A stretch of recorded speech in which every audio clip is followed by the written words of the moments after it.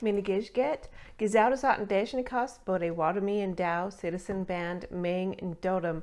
Hello, my friends and relatives. I hope you're having a wonderful day. My name is One Who Helps Children. I am Citizen Band Potawatomi Loon Clan. Welcome back to my kitchen for Indigenous Food Friday. I'm going to try to keep these going. So as I harvest stuff, I'm going to show you how to do it and how to prepare them for you. If you are new to my channel, hello.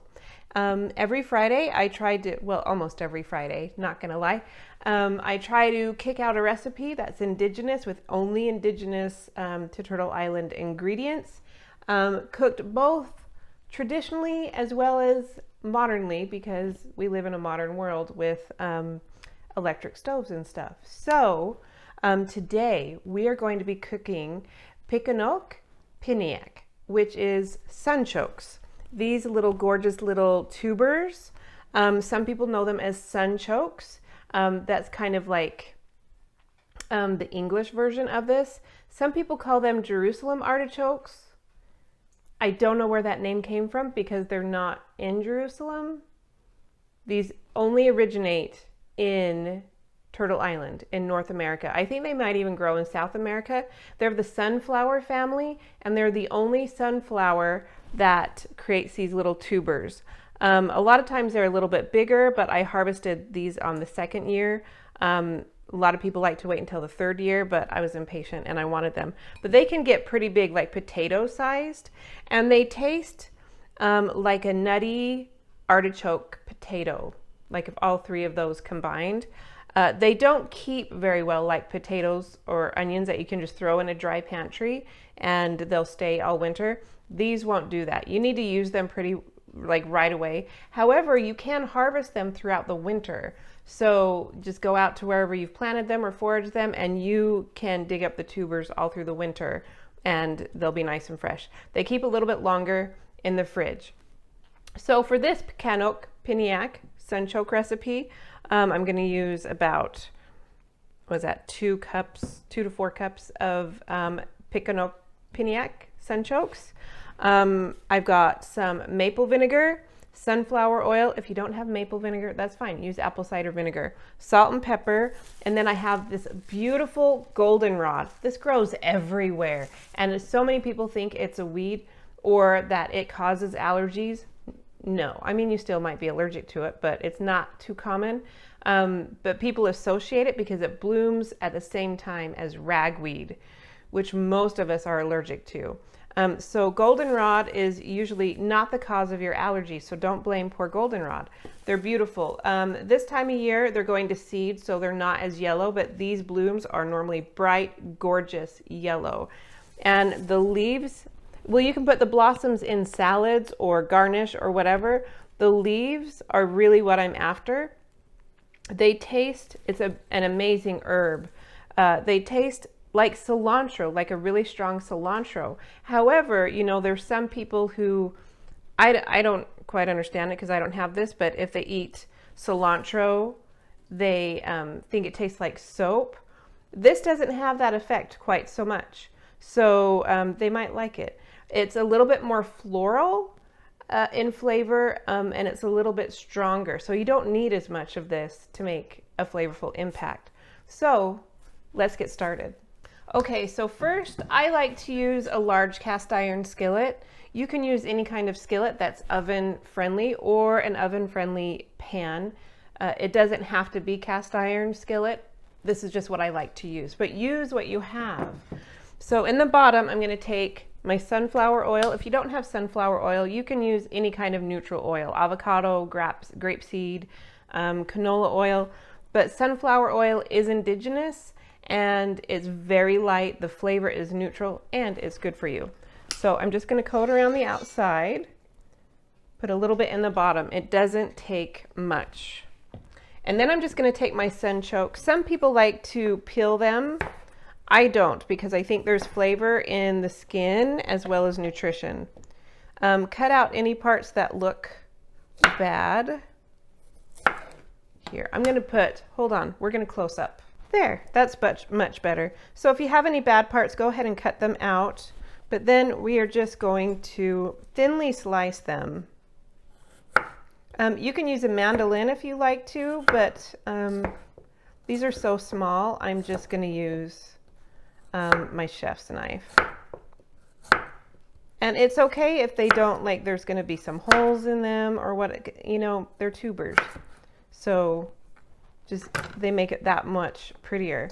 And then in the bottom of your cast iron skillet, you're just going to lay these all out flat. And we'll just keep going. And you can just see, like, they're just such an interesting little tuber, and they taste so good. I think you can get these in some supermarkets, but I'm not sure. I've never actually shopped for them. I just grow them. And if you haven't grown them, they're so much fun. They look a lot like sunflowers, but a little bit smaller. Their petals have about 12 petals. They get to be pretty tall. I mean, it doesn't take much to get taller than me, but they're always taller than me. The only thing that's different is they don't have like the sunflower seeds. So we're after the tuber. So you just cut them very thin. Again, if you have a mandolin, you can use a mandolin. It just seems a little silly for me to pop it out for these little things I can just cut with a chef's knife. While you're doing this, go ahead and preheat your oven to 375. And these are not as dense as a potato. They're soft and squishy a little bit. I mean, if they're really squishy, then they're probably bad. But they're not dense and hard like a potato, so they don't take as long to cook. But they are full of nutrition, healthy starches, lots of minerals and vitamins, antioxidants, all that good stuff. And again, you can harvest these in the winter time.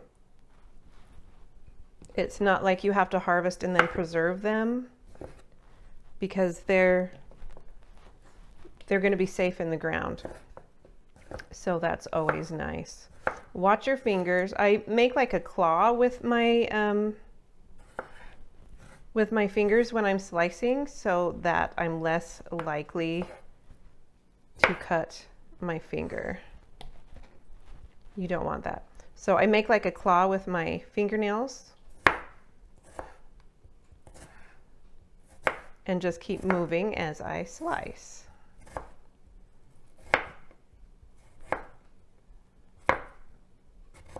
Just like that. Beautiful.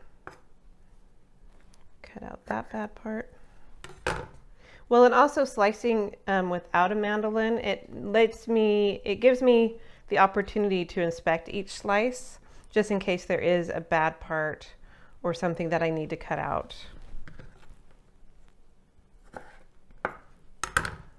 Now to clean these up, so I'll harvest them, and I don't like process them right away.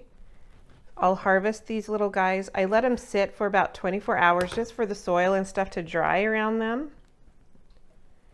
And then before I use these, I wash them up and I let them soak in cool water for about 20 minutes.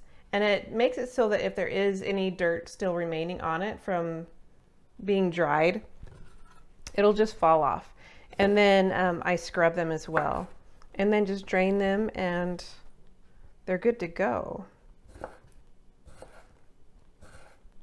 Okay, so I'm going to keep cutting these up and I will meet you back here shortly. Okay, so here we are. I've got the last little bit. We'll just add that all in. And just look how much fun that looks. Okay, so now over the top, we're just going to squirt a little bit more of the sunflower oil. And then the maple vinegar. This is probably going to be like, I don't know, maybe a tablespoon. I just squirt it all in there. Again, you can use maple cider or apple cider vinegar. That's totally fine. And then I'm going to sprinkle some salt. Pretty generous on the salt. You really want to bring those flavors out. And then some ground pepper.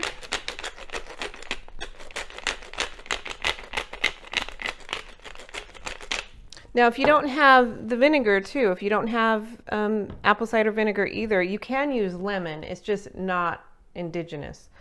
So I like to go with the maple vinegar. Okay, so now I've got about that many leaves of goldenrod. I've rinsed them, dried them a little bit.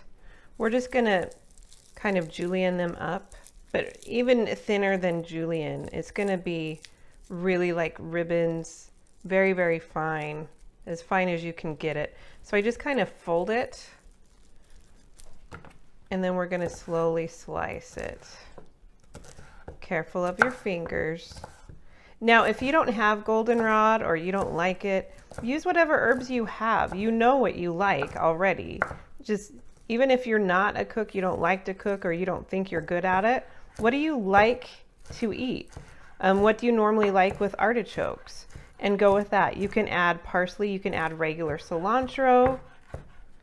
You can add whatever you want. If you like rosemary, you can even marry some, do some fusion, and you could do some rosemary and thyme, or, I mean, it's endless. If you want to bring heat into it, you can do some cayenne or add some peppers.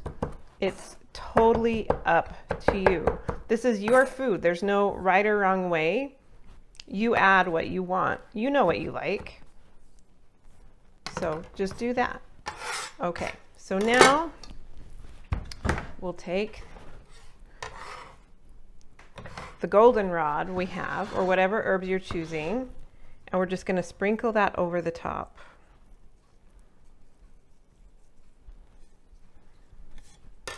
Now, just lightly, we're going to toss this just a little bit. I'm going to pull that one out, just to get those flavors and the oils incorporated over every slice. It already smells amazing, and we haven't even started cooking. So with that, I'm going to put this in a 370-degree oven, just like this, for about 30 minutes. That's all it's going to take. Super easy. There's not much to clean up. This goes great as a side dish with anything. If you're serving fish, chicken, beef, elk, buffalo, whatever you have, this goes well with anything. It is so versatile, and it's great by itself. So anyway, let's get this in the oven, and I'll meet you back here. Okay, so while I was dishing up, I thought the camera was rolling, and it wasn't. So you don't get to see me dish up. However, this is the result. So you can see they're kind of golden brown on top. I hope it shows up in the video, because colors never do it justice, right? I put some dried dandelion greens on top, and then garnished with some goldenrod flowers. You can just see how beautiful that looks. And again, this pairs well with literally anything, or just by yourself, whatever you prefer. So I hope you try it. If you do, drop your comments in the comments, and let me know what you think, or if you have your own special spin on sunchokes. I hope you enjoy it, and join me next time for Indigenous Food Friday. Bon appetit.